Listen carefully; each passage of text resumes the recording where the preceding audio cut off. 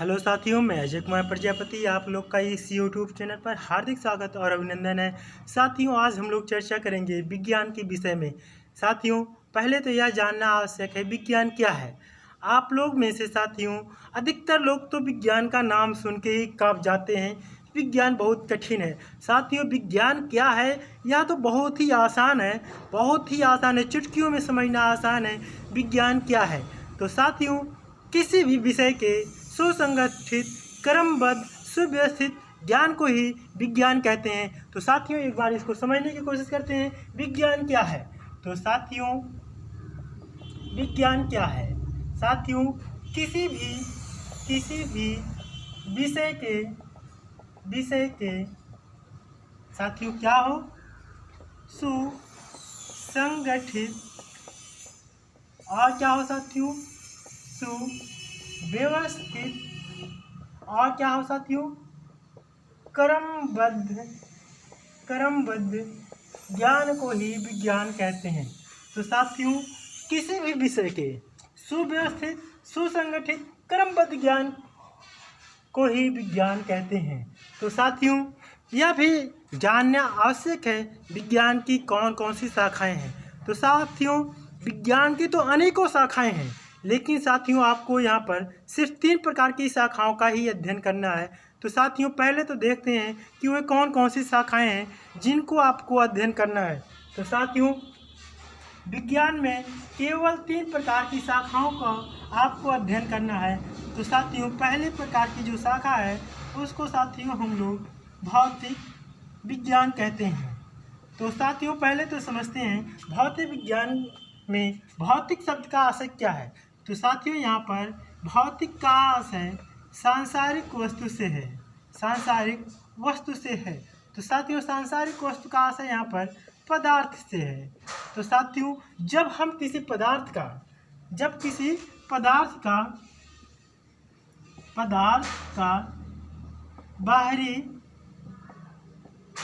बाहरी कारक, गुण, प्रभाव का अध्ययन करते हैं साथियों, तो वही शाखा विज्ञान की भौतिक विज्ञान कहलाती है।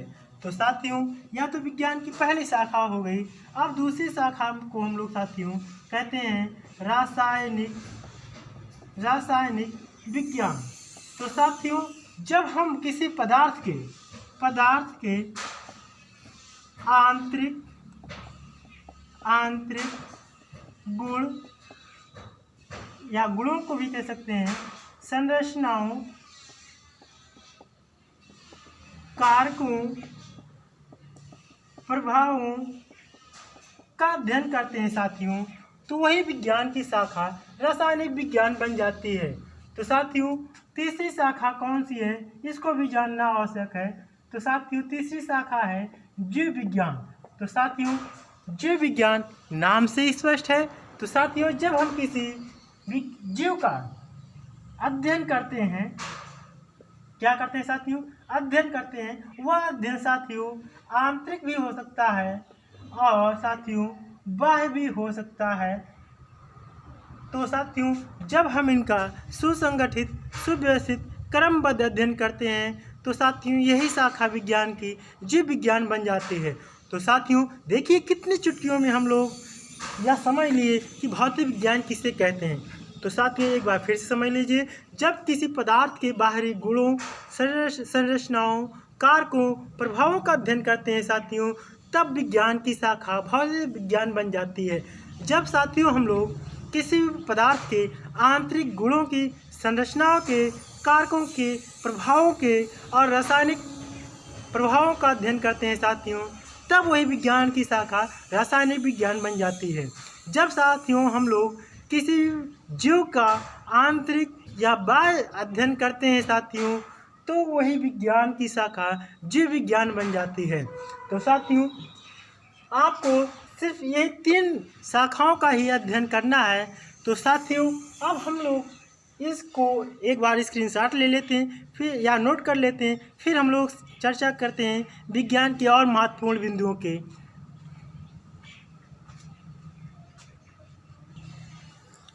साथियों, इसको मिटाया जाए।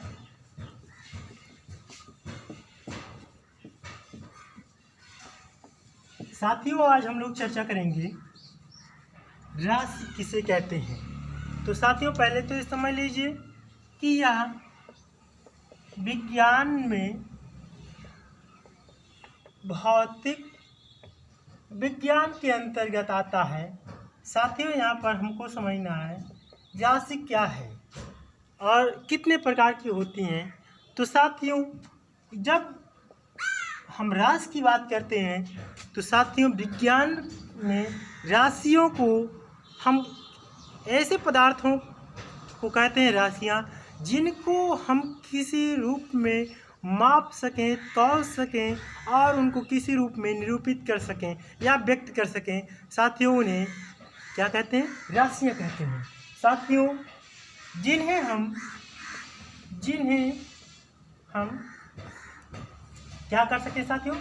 माप सकें, तौल सकें या इसको साथियों नाप सकें और इसके साथ साथ किसी रूप में व्यक्त कर सकें, उसे राशियाँ कहते हैं।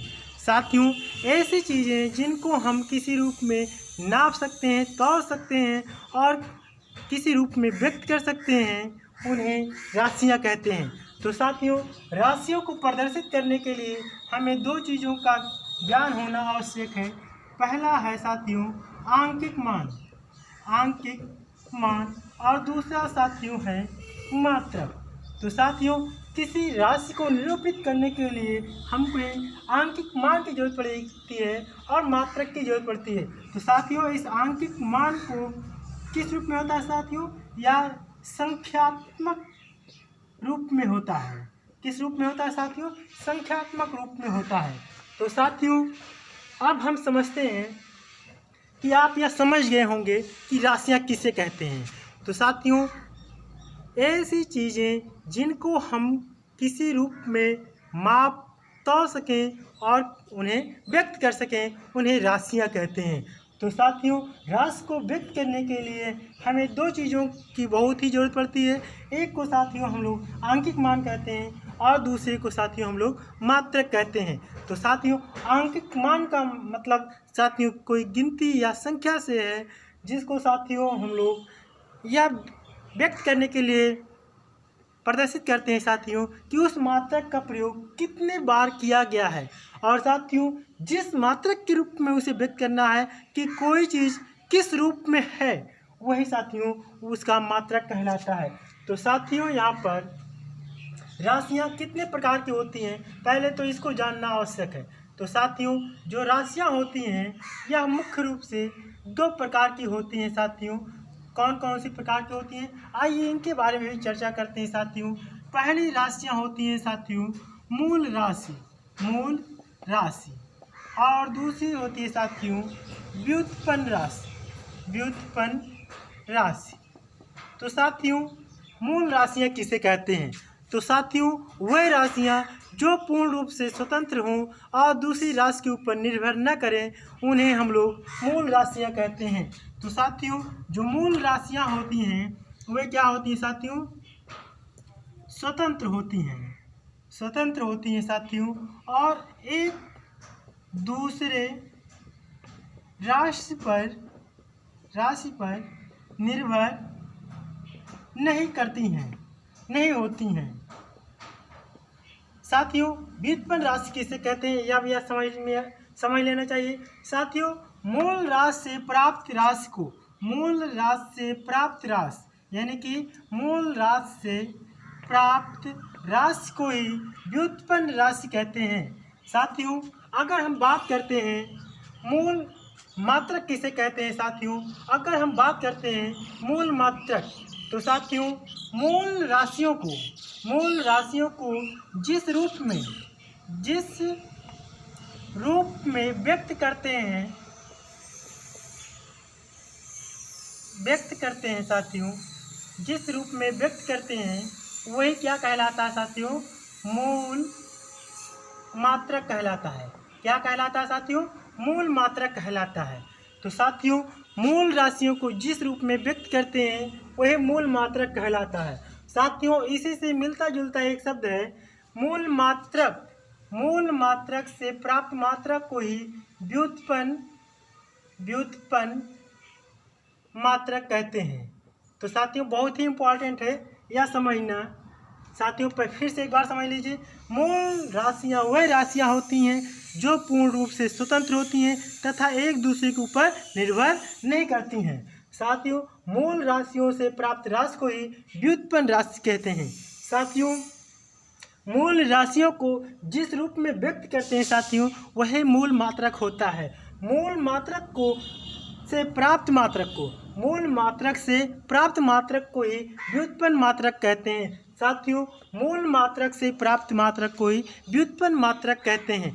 तो साथियों अब हम लोग चर्चा करते हैं मूल राशियाँ कौन कौन सी हैं तथा कितने प्रकार की होती हैं, उनकी मात्रक कौन कौन से हैं, उनके प्रतीक कैसे कौन कौन से होते हैं। तो साथियों एक बार इसका स्क्रीनशॉट ले लीजिए, फिर हम लोग चर्चा करते हैं कि राशियाँ कितने प्रकार से होती हैं और उनको किस रूप में व्यक्त करते हैं।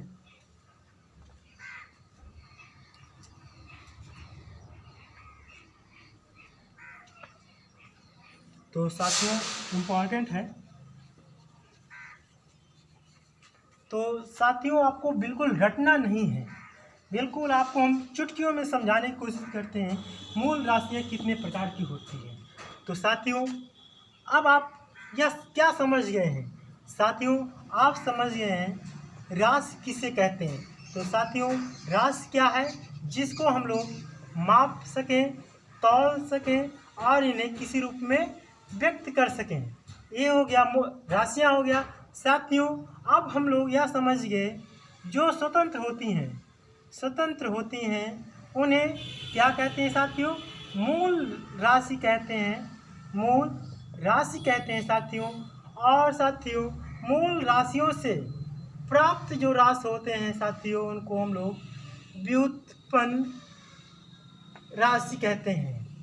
साथियों अब हम लोगों ने समझा कि मूल राशि को जिस रूप में व्यक्त करते हैं साथियों वही क्या कहलाता है? मूल मात्रक कहलाता है। क्या कहलाता है साथियों? मूल मात्रक कहलाता है। मूल मात्रक से प्राप्त मात्रक को व्युत्पन्न मात्रक कहते हैं। साथियों मूल मात्रक से प्राप्त मात्रक को ही व्युत्पन्न मात्रक कहते हैं। तो साथियों यह हम लोग को समझ गए कि राशियाँ क्या हैं, राशियों में मूल राशि किसे कहते हैं, व्युत्पन्न राशि किसे कहते हैं, मूल मात्रक किसे कहते हैं, व्युत्पन्न मात्रक कहते हैं किसे। अब साथियों बात आती है मूल राशि किसे कहते हैं। तो साथियों जो मूल राशियाँ होती हैं वह 7 प्रकार की होती हैं। तो साथियों जो मूल राशियाँ होती हैं वह 7 प्रकार की राशियाँ होती हैं। लेकिन साथियों कुछ जो भौतिक वैज्ञानिक हैं वह 2 विशेष राशियों को उसमें जोड़ देते हैं जिनको साथियों हम लोग क्या कहते हैं? पूरक राशि। तो पहले तो साथियों हम लोग समझते हैं कि ये मूल राशियाँ 7 कौन कौन सी हैं। तो साथियों इसको एक सारणीगत अध्ययन करते हैं। तो यहाँ से अगर हम एक सारणी बना लें तो साथियों ये क्या है साथियों? पहले तो इसको समझ लेते हैं, इसको मिटा दिया जाए तो साथियों हमें क्या पता चल जाएगा? मूल राशियाँ 7 प्रकार की। कौन कौन से प्रकार की साथियों? अब इनके नाम कौन कौन से पहले तो इसको समझ लीजिए साथियों। पहले जो राशि होती है उसको हम लोग लंबाई के रूप में व्यक्त करते हैं साथियों। इसको साथियों हम लोग मूल राशि के अंतर्गत लिखते हैं। इसको साथियों हम लोग क्रम संख्या मान लें और साथियों यहाँ पर इसका हम लोग प्रतीक लिखते हैं। तो साथियों लंबाई को हम लोग अंग्रेजी के यल शब्द से प्रदर्शित करते हैं। साथियों दूसरे प्रकार की जो राशि है उसको साथियों हम लोग द्रव्यमान कहते हैं। द्रव्यमान को इंग्लिश में मास कहते हैं, इसलिए इसको हम लोग यम से प्रदर्शित करते हैं। तीसरी राशि है साथियों या समय को साथियों हम लोग टाइम से प्रदर्शित करते हैं, जिसे हम इंग्लिश में टाइम कहते हैं। टाइम के पहले अक्षर टी से प्रदर्शित की जाती है साथियों। अब अगला जो मूल राशियां हैं वह साथियों हैं तापमान। साथियों तापमान का जो प्रतीक है वह साथियों इस तरह का प्रतीक होता है।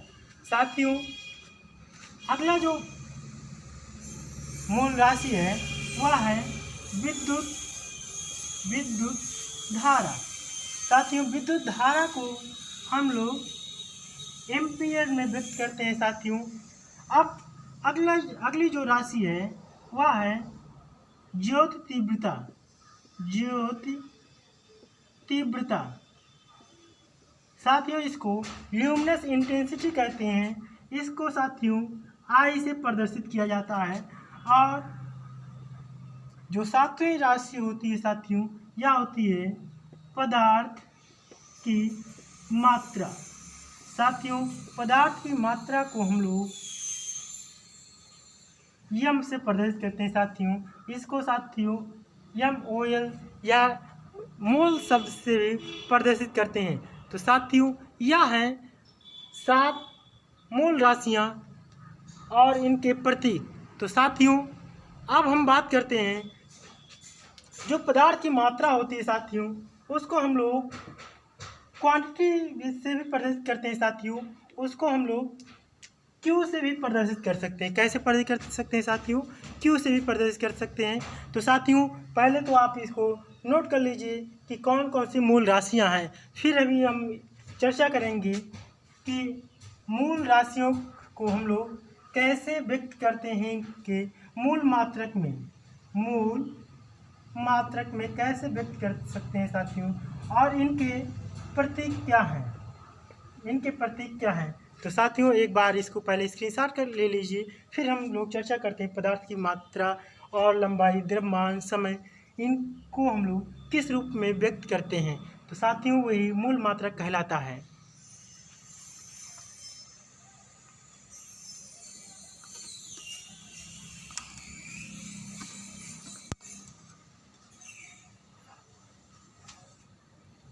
साथियों बहुत ही इम्पोर्टेंट है।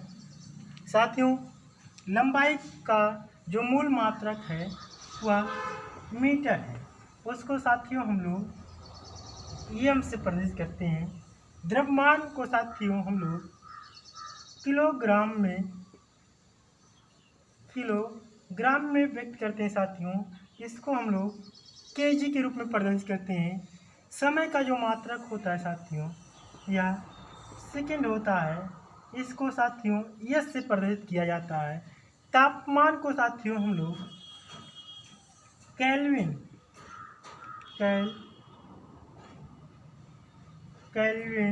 कहते हैं। इसको K से प्रदर्शित किया जाता है। विद्युत धारा को साथियों हम लोग एम्पियर में प्रदर्शित करते हैं। इसको A से प्रदर्शित किया जाता है। ज्योति तीव्रता को साथियों हम लोग कैंडिला बोलते हैं। इसको CD से व्यक्त किया जाता है।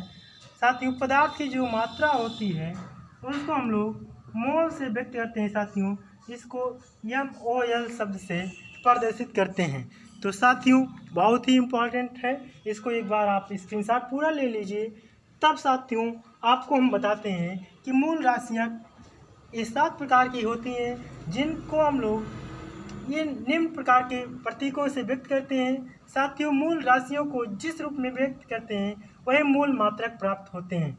तो साथियों इस मूल मात्रक का भी प्रतीक होता है जिसको हम लोग व्यक्त किए हैं। तो साथियों एक बार हम फिर से चर्चा कर लेते हैं। साथियों जो लंबाई है वह कैसे मूल राशि है, पहले तो इसको समझते हैं। साथियों जो मूल राशियां होती हैं हमने आपको बताया हुआ एक दूसरी राशि पर निर्भर नहीं करती है। तो साथियों यहाँ पर लंबाई को ले लीजिए। तो साथियों लंबाई जो है न तो द्रव्यमान पर निर्भर करती है, न समय पर निर्भर करती है, न तापमान पर निर्भर करती है, न विद्युत धारा पर निर्भर करती है, न ज्योति तीव्रता पर, न पदार्थ की मात्रा पर। ठीक इसी प्रकार साथियों कोई भी हम दूसरा एक राशि को लेते हैं, साथियों हम समय को ले लेते हैं। तो समय ना तो लंबाई पर निर्भर करता है, न द्रव्यमान पर, न तापमान पर, न विद्युत धारा पर, न ज्योति तीव्रता, न पदार्थ की मात्रा। तो साथियों इस प्रकार हम कोई भी मात्रक यहाँ पर ले लें तो कोई भी राशि ले लें तो साथियों ऐसी राशियों को हम लोग मूल राशियां कहते हैं। मूल राशियां साथियों यह पूर्ण रूप से स्वतंत्र होती हैं, दूसरे पर निर्भर नहीं करती हैं। तो साथियों अब हमें यह समझना जरूरी है कि क्या मूल राशि से ही प्राप्त मात्रक को मूल मात्रक कहते हैं। तो साथियों व्युत्पन्न राशि किसे कहते हैं, व्युत्पन्न मात्रक किसे कहते हैं, इसको भी जानना आवश्यक है। तो साथियों मूल राशि से प्राप्त राशि को ही व्युत्पन्न राशि कहते हैं, मूल मात्रक से प्राप्त मात्रक को ही व्युत्पन्न मात्रक कहते हैं। तो साथियों अब हमें यहाँ पर थोड़ा से मात्रक के रूप में भी समझना आवश्यक है कि मात्रक किसे कहते हैं, कितने प्रकार से व्यक्त किए जाते हैं और कौन कौन से होते हैं। तो साथियों इसकी भी चर्चा करते हैं। तो पहले तो साथियों यह समझना ज़रूरी होता है कि जो राशियाँ होती हैं इनमें कौन सी राशि को हम लोग सदिश राशि बोलते हैं और साथियों किसको हम लोग अदिश राशि कहते हैं। तो साथियों सदिश राशि किसे कहते हैं, अदिश राशि किसे कहते हैं, यह भी जानना बहुत ही आवश्यक है। तो साथियों इसको भी बताने के पहले अभी आपको एक चीज़ बताना बाकी रह गया है। साथियों जिनको हम लोग दो राशियां अलग से कहे थे उनको साथियों हम लोग पूरक राशि कहे थे। साथियों वही राशियां होती हैं, एक होता है साथियों कोण होता है, साथियों इसका मात्रक रेडियन होता है और साथियों दूसरा होता है घन कोण। साथियों इसका जो मान होता है वह रेडियन होता है। तो साथियों इस मान को ही हम लोग, इस राशि को ही हम लोग साथियों क्या कहते हैं, पूरक राशि कहते हैं। कौन सी राशि कहते हैं साथियों, पूरक राशि कहते हैं। साथियों अब हम फिर से वापस आते हैं सदिश और अदिश राशि पर। साथियों पहले तो यह समझना आवश्यक है अदिश राशि किसे कहते हैं। तो साथियों ऐसी राशियाँ जिनको व्यक्त करने के लिए परिमाण और मात्रक की आवश्यकता पड़ती है उन्हें अदिश राशि कहते हैं। तो साथियों ऐसी राशियाँ जिनको व्यक्त करने के लिए सिर्फ परिमाण और मात्रक की आवश्यकता पड़ती है ऐसी राशियों को साथियों हम लोग अदिश राशि कहते हैं। तो साथियों पहले तो कुछ उदाहरण ले लेते हैं कि अदिश राशि किसे कहते हैं। तो साथियों अगर हम इनके उदाहरण की चर्चा करते हैं, तो साथियों आप लोग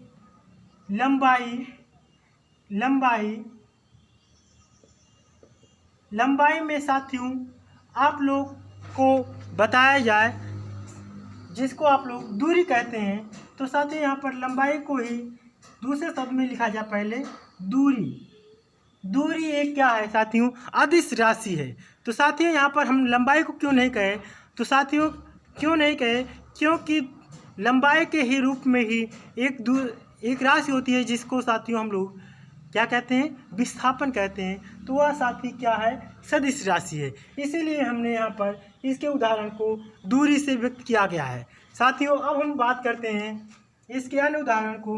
साथियों दूसरा अन्य उदाहरण है आयतन। साथियों उसके बाद इसका उदाहरण है तापमान।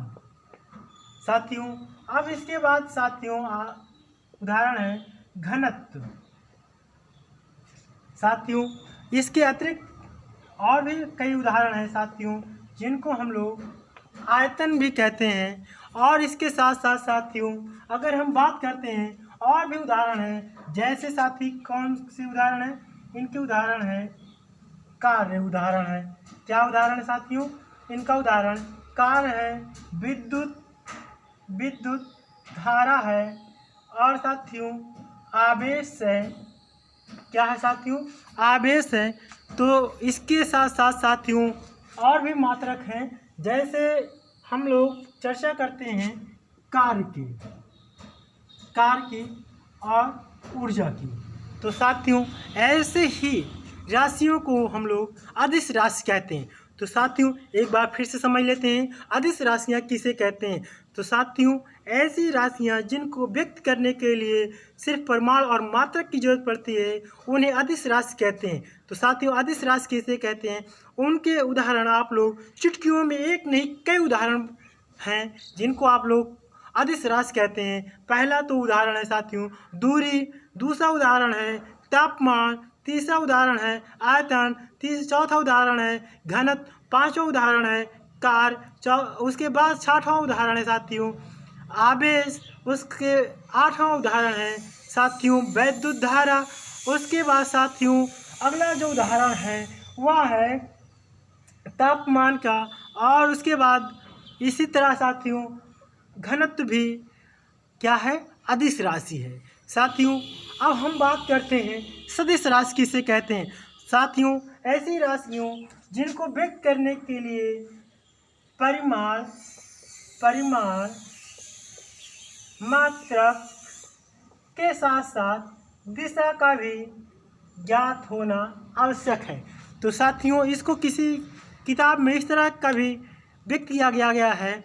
साथियों ऐसी राशियाँ जिनको ज्ञात करने के लिए परिमाण और दिशा का ज्ञान होना आवश्यक होता है उन्हें साथियों हम लोग सदिश राशि कहते हैं। क्या कहते हैं साथियों, सदिश राशि कहते हैं। तो कुछ इनके उदाहरण भी देख लेते हैं सदिश राशि के उदाहरण कौन कौन से हैं साथियों। तो साथियों यहाँ पर सदिश राशि के जो उदाहरण हैं वे कौन कौन से हैं। पहला है साथियों यहाँ पर विस्थापन, और उसके बाद साथियों है वेग, उसके बाद है साथियों बल, उसके बाद साथियों एक उदाहरण इसका संवेग। साथियों इसके अतिरिक्त कुछ उदाहरण जिनको है त्वरण। तो साथियों सदिश राशि के जो उदाहरण हैं वह विस्थापन, वेग, संवेग, बल और त्वरण है। तो साथियों ये ऐसी राशियां हैं जिनको व्यक्त करने के लिए परिमाण के साथ साथ दिशा का ज्ञान होना आवश्यक है। तो साथियों इसको और भी आसान शब्दों में अगर हम बताने की कोशिश करें तो जिस राशि में दिशा का ज्ञान नहीं होता है उसे अदिश राशि कहते हैं। जिस राशि में दिशा का ज्ञान हो, परिमाण का भी ज्ञान हो, उन्हें सदिश राशि कहते हैं। तो साथियों एक बार फिर से समझिए साथियों ऐसी राशियाँ जिनमें हमें परिमाण और दिशा दोनों ज्ञात होते हैं उन्हें सदिश राशि कहते हैं, और साथियों जिनमें सिर्फ परिमाण का ही ज्ञान होता है उन्हें अदिश राशि कहते हैं। तो साथियों अभी हमें चर्चा करना है मात्रक क्या होते हैं और साथियों मात्रक कितने प्रकार के होते हैं। तो साथियों एक बार इसका स्क्रीनशॉट ले लीजिए, फिर हम लोग चर्चा करते हैं मात्रक के बारे में।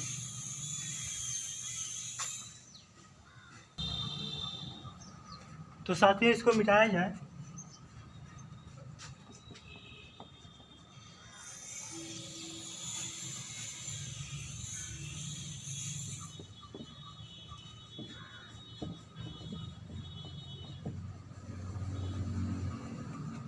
साथियों हमें चर्चा करना है मात्रक के बारे में। तो साथियों तो इसको तो आप समझ ही गए होंगे कि मात्रक क्या है। साथियों राशियों को जिस रूप में व्यक्त करते हैं वही मात्रक कहलाता है।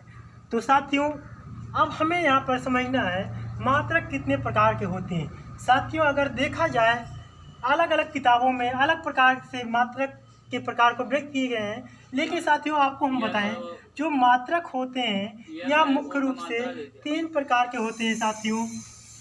साथियों 3 प्रकार से होते हैं। पहला मात्रक होता है साथियों इसको हम लोग MKS पद्धति बोलते हैं, और दूसरा साथियों होता है CGS पद्धति, और साथियों तीसरा जो पद्धति होता है FPS पद्धति होता है। तो साथियों यहाँ पर MKS का मतलब क्या है, CGS का मतलब क्या है, FPS का मतलब क्या है, इसके बारे में भी चर्चा करना आवश्यक है। तो साथियों अगर हम बात करते हैं MKS पद्धति को ही साथियों हम लोग SI यूनिट जिसको अंतर्राष्ट्रीय स्टैंडर्ड यूनिट कहते हैं के रूप में भी व्यक्त करते हैं। साथियों इसको साथियों हम लोग मानक पद्धति भी कहते हैं। साथियों यहाँ पर यम का मतलब साथियों मीटर है, के का मतलब साथियों किलोग्राम है, यस का मतलब साथियों सेकेंड है। साथियों आपको बताया जाए, वर्तमान में इसी पद्धति का उपयोग हम लोग किसी राशि को मापने के लिए करते हैं। साथियों यह ऐसा मात्रक है जिसमें हम किसी राशियों को बड़े मात्रक के रूप में, बड़े पैमाने के रूप में मापते हैं। अब बात आती है साथियों सीजीएस में।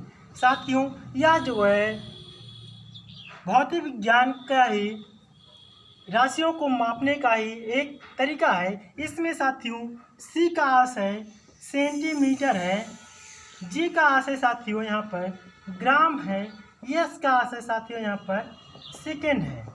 तो साथियों यहाँ पर सेंटीमीटर को सी से, ग्राम को जी से, सेकेंड को यस से प्रदर्शित किया गया है। तो साथियों इसी स्वरूप को सीजीएस पद्धति भी कहते हैं। साथियों इसको साथियों मापने के लिए या छोटे पैमाने की राशि को मापने के लिए प्रयोग किया जाता है। साथियों अब हम समझने की कोशिश करते हैं कि एफपीएस पद्धति क्या है।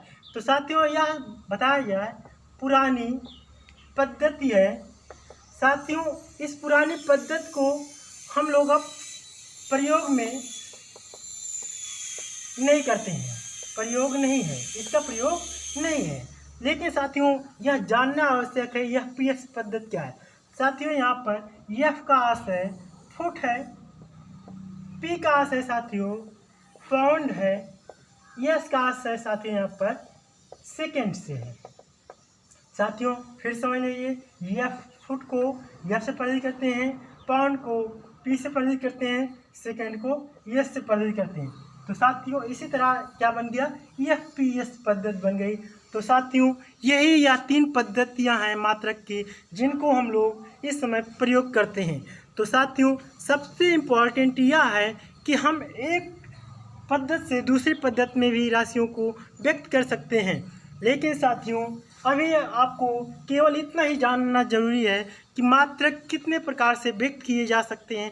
तो साथियों मात्रक के 3 प्रकार होते हैं जिनको साथियों हम लोग कहते हैं एफपीएस, सीजीएस, एमकेएस। साथियों इसमें एमकेएस पद्धति को ही एसआई यूनिट, अंतर्राष्ट्रीय स्टैंडर्ड यूनिट ऑफ मात्रक कहते हैं। साथियों इसको एसआई से भी प्रदर्शित किया जाता है। तो साथियों आज हम लोगों ने देखा कि विज्ञान क्या है, विज्ञान की कौन कौन सी शाखाएं हैं, और साथियों राशियाँ किसे कहते हैं, मूल राशियाँ किसे कहते हैं, व्युत्पन्न राशियाँ किसे कहते हैं, मूल मात्रक किसे कहते हैं, व्युत्पन्न मात्रक किसे कहते हैं, और मात्रक किसे कहते हैं, मात्रक कितने प्रकार के होते हैं। बस साथियों आज के लिए इतना ही। Okay, take care, bye bye, have a nice day.